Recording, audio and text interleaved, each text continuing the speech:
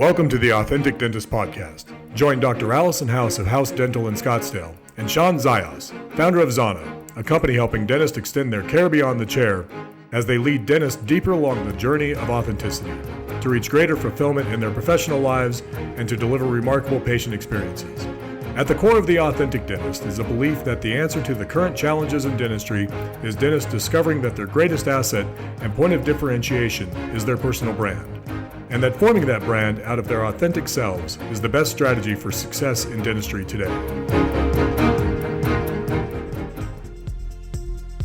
So this podcast is brought to you by Zana. And Zana makes electric toothbrushes, but it's more than that.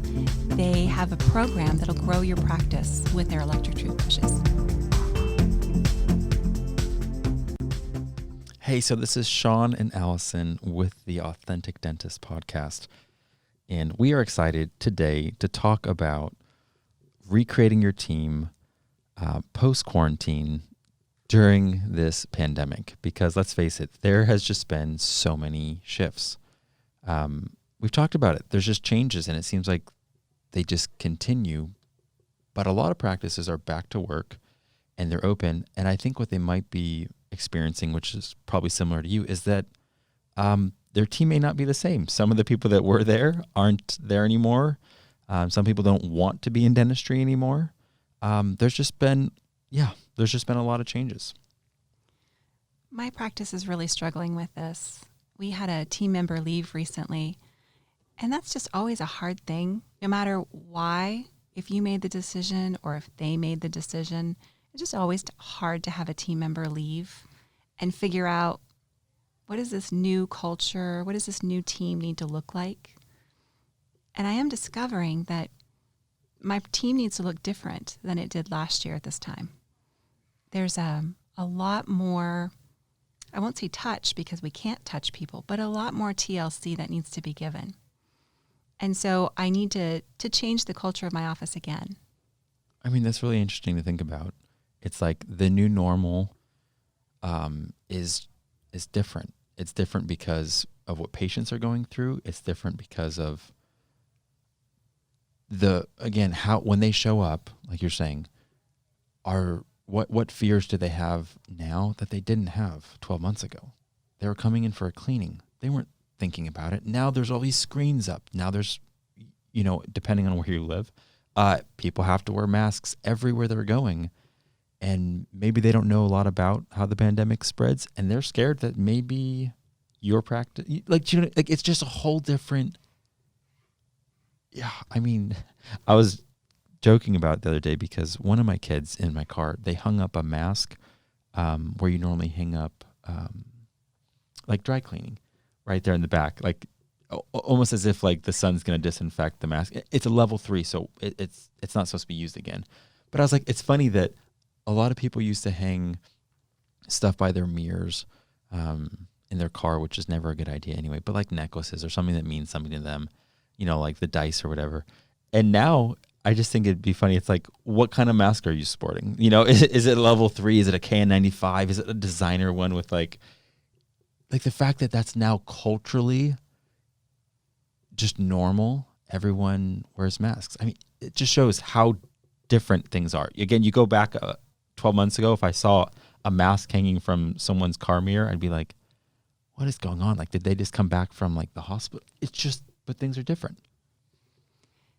And I think we need to be kind to ourselves and recognize the amount of change that we've been through. I mean, it's been a huge amount of change in the last 12 months, mostly in the last 4 months.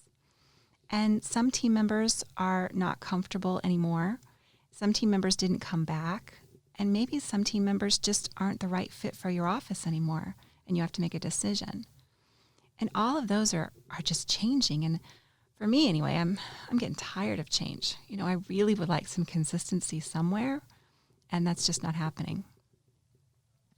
I mean, especially with dentistry, a lot of the other industries, there's been massive layoffs, so there's a lot of candidates that are just looking for work.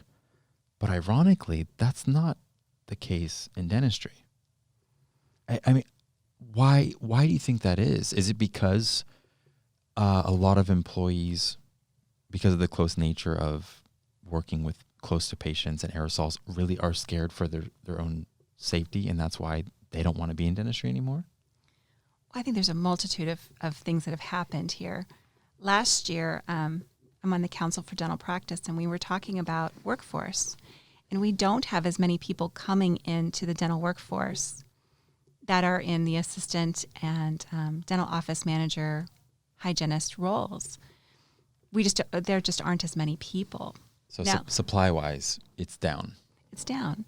And this year it's going to be difficult for someone to graduate from a hygiene program or an assistant program just because it's such a hands-on thing that you do.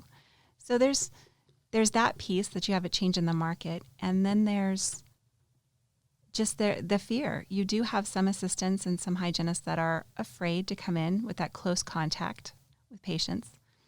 It's always been dangerous. I don't ever want to say it wasn't, but it does feel more dangerous right now. And so I do get, if you had some immune issues, that you would be scared to come back and practice. So we've lost some more people that way. Will the market work out? It always does. Yeah. It will. But not today. Well, and I guess just the way that leaves dentistry is that it's interesting because you don't know, like I said, whatever type of change has happened in your practice, if you've, all of a sudden don't have that assistant hygienist anymore, or someone in the front office doesn't want to come back, some roles might be easier to fill, and other roles you might be in a waiting list and not be able to find someone for that. And then it's like the decision is, okay, well, what positions do I need to fill them, or can we just pivot and change how we serve? Like, for example, you were thinking, wow, because of the way patients are needing now, you need to change the culture a little bit more so that maybe you get someone that can really express that care, can really communicate to a patient that might be a little more timid, might need more reassuring. And that's changed the way that you're thinking even about hiring. So instead of just replacing a position that maybe is vacant, it's maybe creating a new position. And I really think that it's important that we as dentists step back and quit trying to push that square peg through that round hole. Because we do, and we're so detail-oriented, we really want to. But if you step back and say, oh, okay, the hole is different, the culture is different, what do I actually need right now? Instead of, well, I hired this person, I need somebody who's a dental assistant just like the one I had before. Maybe you don't. Maybe you're going to work with less patients. Maybe you don't want to replace them at all. You want to use some artificial intelligence. There's a lot out there that can answer the phones for you and schedule patients. And I mean, there's things out there that you can use that don't have to be another person. And if you're slow, maybe there's an opportunity to train somebody who hasn't been in dentistry before. Because like you said, there's a lot of people in the hospitality industry that are not working. That would be amazing in our practices if we had the opportunity to spend time training them, which maybe we do. I don't know. I'm trying to really think out of the box. What does my practice need to look like now? I mean, that's just a great connection you just made, though. The hospitality industry, who's traveling? Where can you travel? I just tried to book a flight to Toronto. Why did I think I could do that? The borders are closed. And if for some reason I was family or, some condition that was allowed, I would have to quarantine myself 2 weeks when I arrived there and 2 weeks coming back. I wanted to go on a weekend trip, not a month-long, trip. So, like, travel is not, I don't know when that's going to normalize. We just don't know. So you're right. Hospitality industry, mainline hotels, the way they train their employees, service. Oh my gosh, not just to take care of guests, but to anticipate needs. Like, I'm talking about like body language. They're able to read every sort of satisfaction score that could be out there. Like, if someone looks like, oh my God, like, where's my car key? Like they're I mean, especially like the Ritz-Carlton, they're just the best. So you have some highly trained individuals out there, and you're right, they might be looking for a job, and they may not be thinking, Like, They're where do probably my not thinking about dentistry. where do my skills translate? And if you're just if dentists, the way that you're saying, are looking for that same exact peg to fit it in, you're going to miss that opportunity. But there could be a large opportunity there. The other ones I keep thinking about are educators.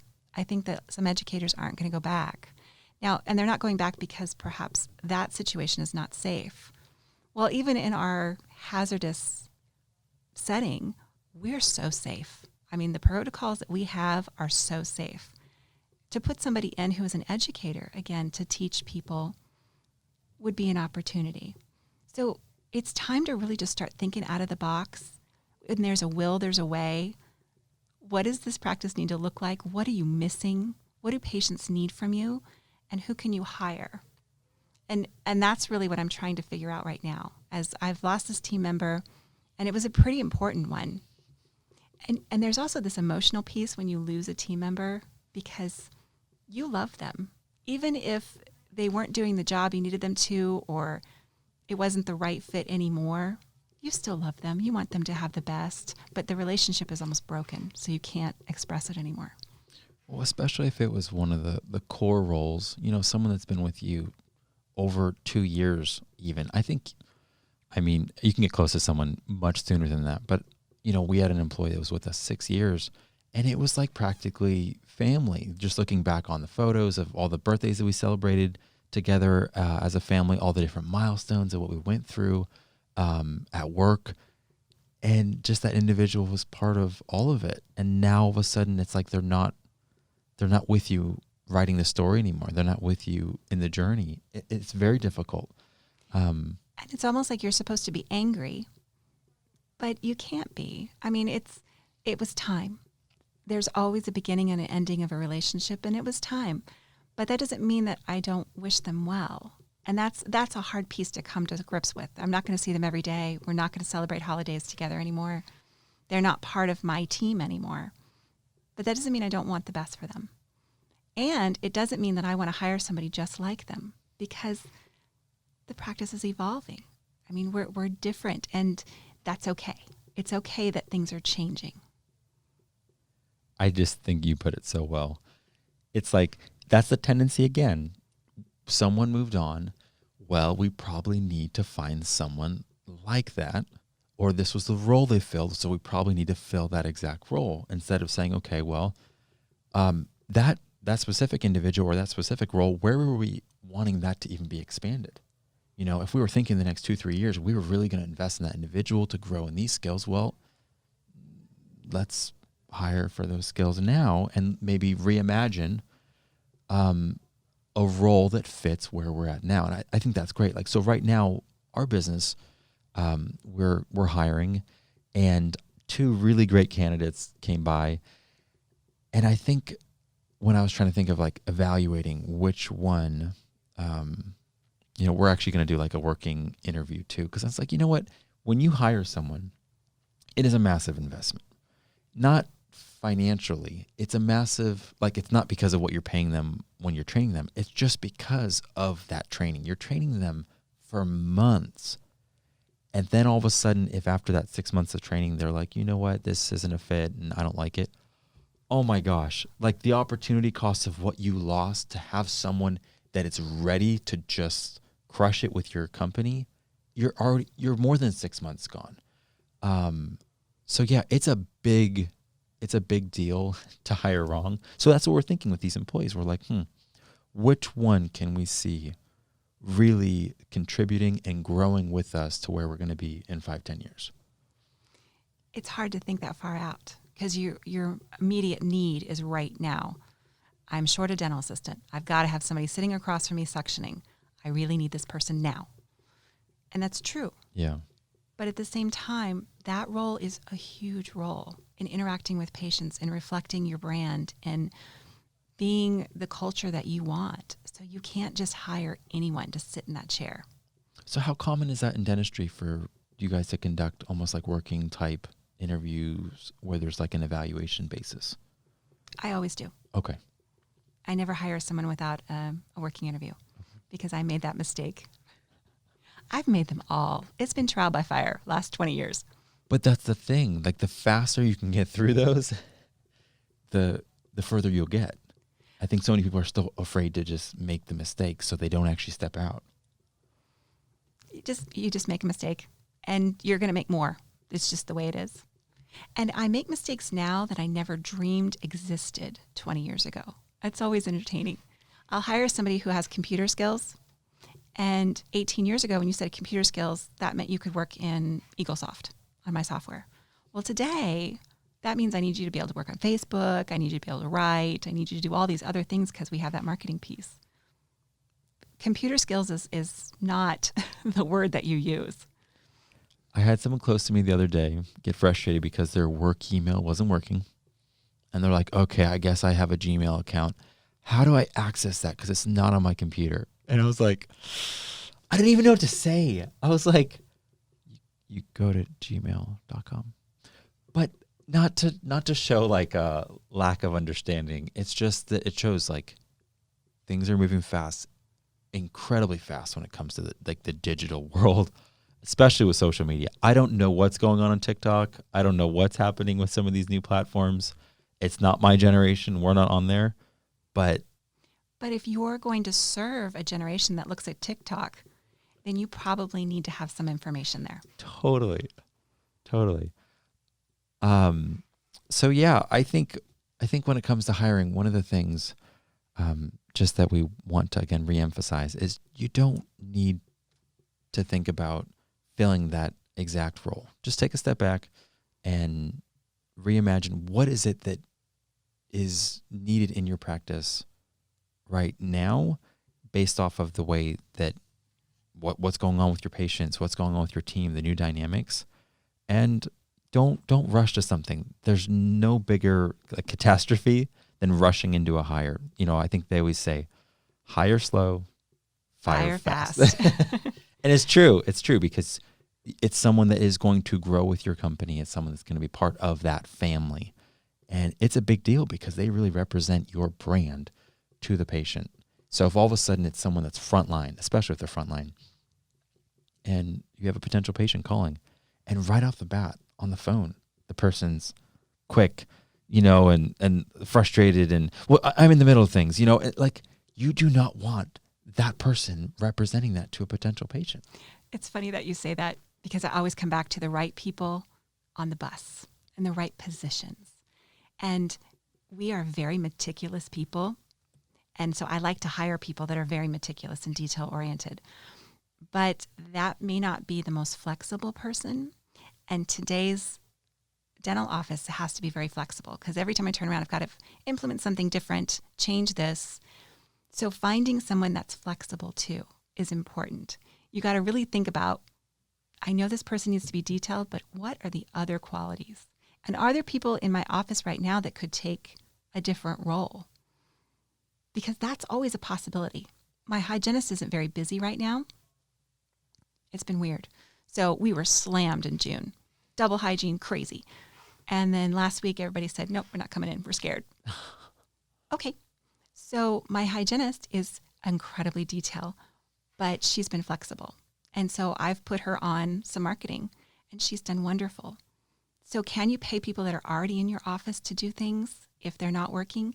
You've got to just think out of the box. It's hard, but step back and look at all the opportunities here because there are. So that's another just last nugget is like when you're doing interviews, if it's for a specific position that you know what is going to be required of them, don't be afraid to list other skills and ask them, what other skills do you have or other things you're passionate about? So for example, we're hiring right now for something that's like order entry, customer service, and some partial warehouse. But we said, let us know what is it you're passionate about, what is it you care about, because we want to know what, like if they're adaptable, what other things that they could be used for, because it was amazing that you just said that and super insightful, Allison. Adaptability has become one of the skills that is now incredibly important and got revealed through this pandemic. Those practices on a whole, they're adaptable, they're going to make it. Individuals and leaders that are adaptable, they're going to make it. But those that are more resistant and reluctant to change and want to go back to the way things were, they're going to find it more difficult. We're not going back. We're just going forward. So our closing is really look at the team you have right now. Can you put people in different positions in order to fill what you need? Look outside the industry for people. And when you're hiring, look for people that are adaptable. That's my little insight here. Thank you for listening to the Authentic Dentist Podcast. To join Allison and Sean on this journey, hit the subscribe button to never miss an episode. Here's to your success. Express yourself fully. Live authentic.